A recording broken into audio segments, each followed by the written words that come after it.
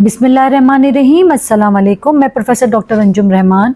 आज मैं आपसे डिस्कस करूंगी कि क्रॉनिक पेल्विक पेन क्या होता है। क्रॉनिक पेल्विक पेन यानी कि जिसको हम लेमैन में कहते हैं कि नलों में जो दर्द होता है, यानी कि नीचे पेल्विक एरिया में जो बहुत पुराना दर्द रहता है, आगे की तरफ पीछे की तरफ, उसकी क्या वजूहात होती हैं और उसका क्या इलाज होता है। पेल्विक पेन एक टर्मिनोलॉजी है, उन ख़वातीन के लिए इस्तेमाल होता है जिनको बहुत लंबे अरसे से नीचे नलों में या बच्चेदानी की जगह पे, कमर पे या पेन होता है और वो यूजली रेडिएट कर रहा होता है। पेशेंट कंप्लेन करते हैं कि डॉक्टर साहब हमें बहुत अरसे से तकलीफ़ है। उसके साथ हो सकता है कि आपको पेशाब की तकलीफ़ हो, जल के आता हो, बार बार आता हो, पेशाब करने में तकलीफ़ होती हो, या इसके अलावा ये जो पेन है ये बैक पे रेडिएट करता हो, यानी कि कमर पे रेडिएट करता हो या पाँव में आता हो।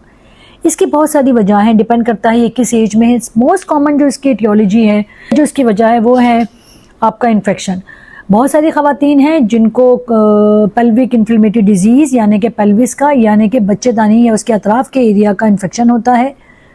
इन्फेक्शन की बहुत सारी वजूहात हो सकती हैं।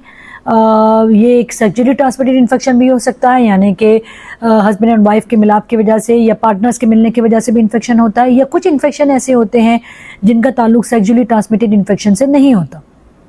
इसके अलावा हमारी कम्युनिटी में ट्यूबरकुलोसिस बहुत कॉमन है। टीबी पेल्विस का जो सिर्फ होता है, जैसे कि टीबी फेफड़ों का होता है, इसी तरह बच्चेदानी के अतराफ़ के इलाके का भी टीबी हो सकता है, जिसको हम पेल्विक ट्यूबरकुलोसिस कहते हैं। इसमें भी पेशेंट कंप्लेन कर सकती है कि क्रॉनिक पेल्विक पेन है। पेल्विक पेन नंबर 1 तो सबसे मोस्ट कॉमन कॉज हो गई, जैसे इन्फेक्शन। Number 2 endometriosis. एंडोमेट्रियोसिस क्या है? ये खून की रसूली है, ज़्यादातर रिप्रोडक्टिव एज में होती है।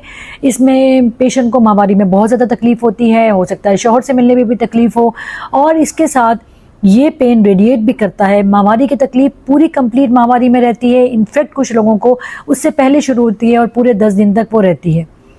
इसके अलावा हो सकता है कोई रसूली हो, बच्चेदानी में कोई रसूली हो या अंडेदानी के अंदर कोई रसूली हो, वो भी क्रॉनिक पेल्विक पेन की कॉज हो सकती है।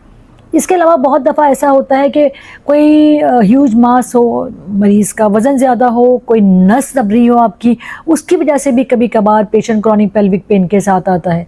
बच्चेदानी के इन्फेक्शन के अलावा अगर किसी को पेशाब के मसाने का इन्फेक्शन हो, जिसे हम क्रॉनिक सिस्टाइटिस कहते हैं, उसमें भी कभी कभार पेशेंट क्रॉनिक पेल्विक पेन के साथ आती है।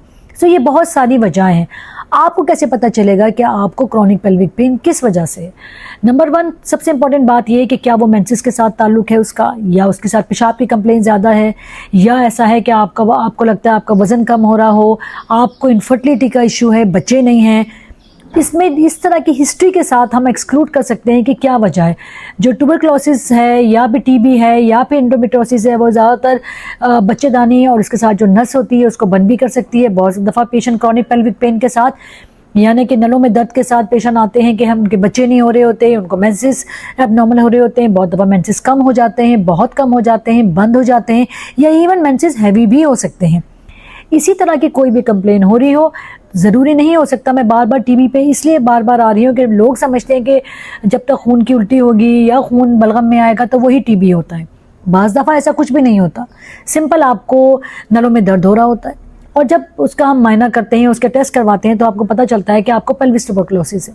पेल्विस ट्यूबरकुलोसिस ना सिर्फ एक टीबी की किस्म है, या आपकी नसों को भी बंद कर सकती है। और खुदा ना खास्ता अगर आप प्लान कर रहे हो फैमिली के लिए, तो आपका इनफर्टिलिटी यानी कि बेऔलादी की बहुत इंपॉर्टेंट वजह है। सो अगर आपको इसमें कोई भी सिम्टम्स हो, काइंडली टाइमली अपने डॉक्टर को विजिट करें। डॉक्टर आपके मायना करेंगे, आपका अल्ट्रासाउंड करेंगे, आपके टेस्ट करेंगे, और जो वजह होगी वो अगर उसको प्रॉपरली डायग्नोज हो जाए, उसकी ट्रीटमेंट हो जाए। बहुत दफ़ा पेशेंट को ये जो पेन होता है, इन्फेक्शन हुआ या कोई और इशू की वजह से, ऐसा भी होता है कि उसकी कोई ऑर्गेनिक कॉज यानी कि कोई डिजीज़ नहीं होती, इवन नर्व इम्प्लांट में यानी कि नस भी नहीं दब रही होती, फिर भी उसको ये पेन रहता है, जिसको हम कुछ एंटी डिप्रेसेंट से इसकी ट्रीटमेंट करते हैं। तो इम्पॉर्टेंट बात ये है कि अगर टाइमली डायग्नोज हो जाए, ना सिर्फ आपका पेन ख़त्म हो सकता है, इसका इलाज मौजूद है, दवाओं से भी मौजूद है। हो सकता है किसी लेवल पे ऑपरेशन की ज़रूरत पड़े, या बहुत दफ़ा टेंस या ऐसी तरह की फिजियोथेरेपी की भी चीज़ें होती हैं जिनसे हम इस पेन को रिलीव कर सकते हैं। इम्पॉर्टेंट बात यह है कि आप टाइमली डॉक्टर के पास जाएँ, अपना टाइमली मायना कराएँ, ताकि प्रॉपर ट्रीटमेंट आपकी टाइमली हो सके। Thank you very much. Pakistan जिंदाबाद।